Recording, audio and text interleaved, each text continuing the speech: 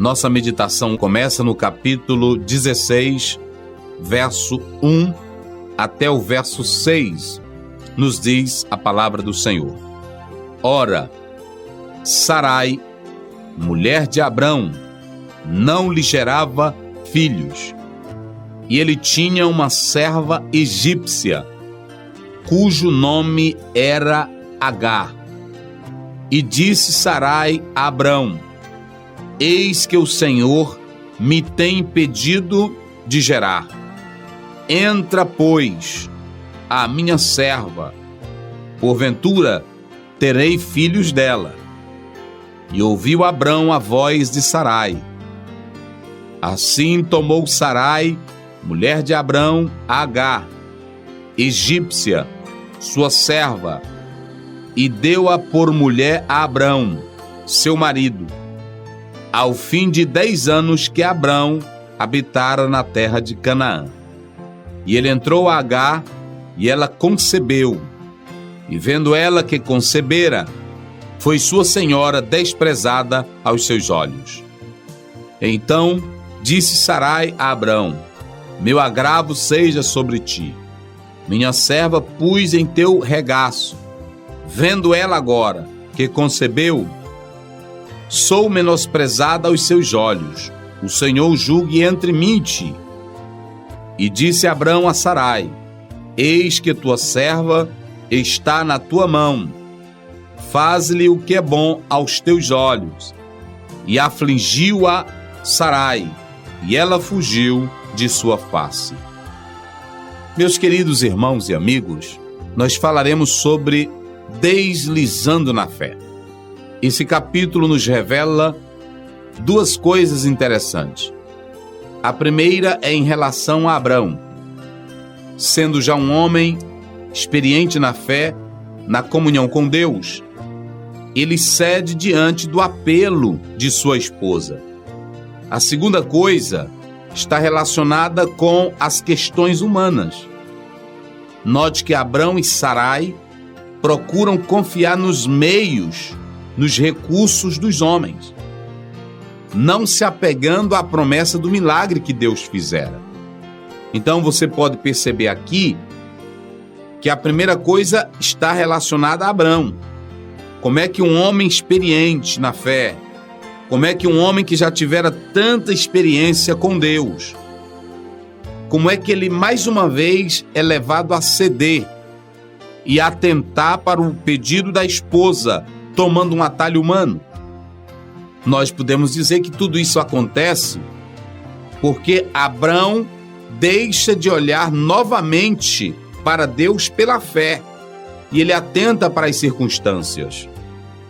O texto diz que ele já estava, no versículo 3, 10 anos em Canaã.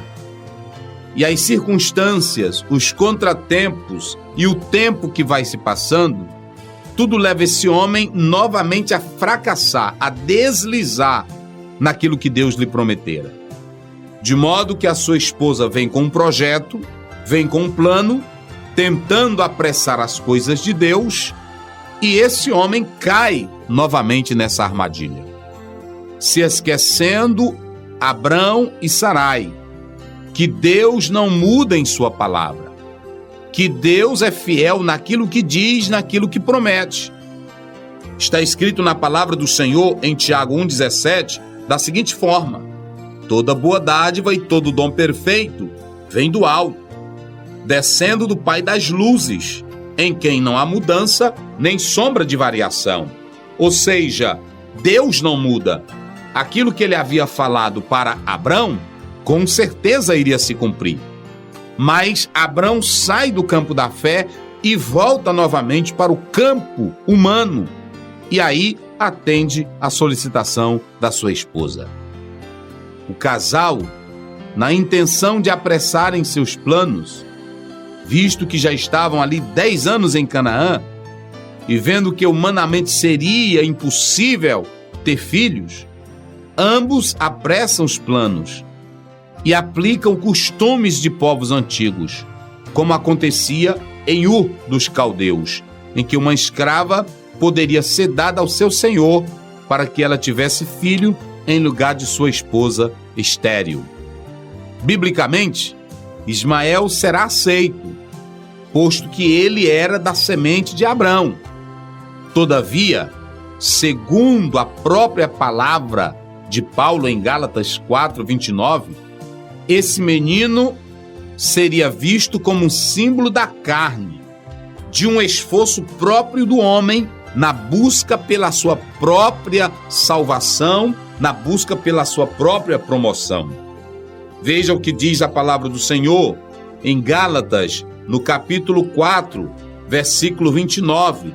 Diz assim as Escrituras Sagradas: ouça, mas como então aquele que era gerado segundo a carne perseguia o que era segundo o Espírito, assim é também agora. Então perceba que Ismael passou a ser símbolo de um filho que foi gerado pelo esforço humano, obra da carne, enquanto que Isaque é aquele que é o filho da promessa, gerado segundo o Espírito Santo. Então, meu querido irmão, minha querida irmã, que me escuta, nós temos que ter todo cuidado para não nos desesperarmos nos momentos em que as coisas pareçam contrárias, que foi o que aconteceu com Abrão e Sarai. Eles se desesperaram, acharam que não iam ter filhos e buscam os meios humanos, fugindo do campo da fé, porque atentaram para a logicidade da mente humana. Essa falha aconteceu na vida de Abrão não pelo fato dele não ter conhecimento de Deus ou fé em Deus, mas porque se deixou levar pelo olhar humano. Caso tivesse confiado plenamente em Deus, esse episódio triste jamais teria acontecido na vida de Abrão. Se nós analisarmos bem a palavra do Senhor, em Mateus 16:22, assim nos diz a palavra: e Pedro, tomando de parte, começou a repreendê-lo, dizendo: Senhor, tem compaixão de ti, de modo nenhum te acontecerá isso. Você vê que Pedro, pela fé, disse que Jesus Cristo era o Filho de Deus. Mas quando Jesus diz que vai morrer, Pedro se volta para o campo humano, o olhar humano, e aí ele tem essas palavras que Jesus teve que repreendê-lo severamente, porque ele não entendia o propósito divino. Abraão teve esse fracasso na vida porque deixou de olhar para o que Deus havia lhe prometido, deixou de atentar para Deus com o olhar da fé. Sarai, ela queria edificar a sua casa, e é isso que se pode entender por meio da expressão que aparece aqui no texto: me edificarei com filhos. Porém, esse casal começou a fugir do propósito de Deus. E quem foge do propósito de Deus só traz problemas. Veja que aqui, Abrão e Sarai tiveram que enfrentar agora um grande problema. Nós tivemos aqui o problema do pecado, problema de acusação, problema de orgulho, problema de ódio.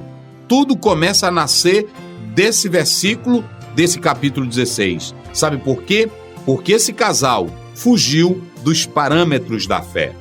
Se você não quer que as coisas fiquem contrárias para você, e ainda que elas sejam contrárias, nunca saia do campo da fé. Permaneça confiando em Deus, pois Ele é fiel naquilo que Ele promete. Ele jamais falha, pois Ele é o Deus que cumpre com as suas palavras. Portanto, tenha fé em Deus e você irá desfrutar do que Ele tem melhor para a sua vida, em nome de Jesus. Amém.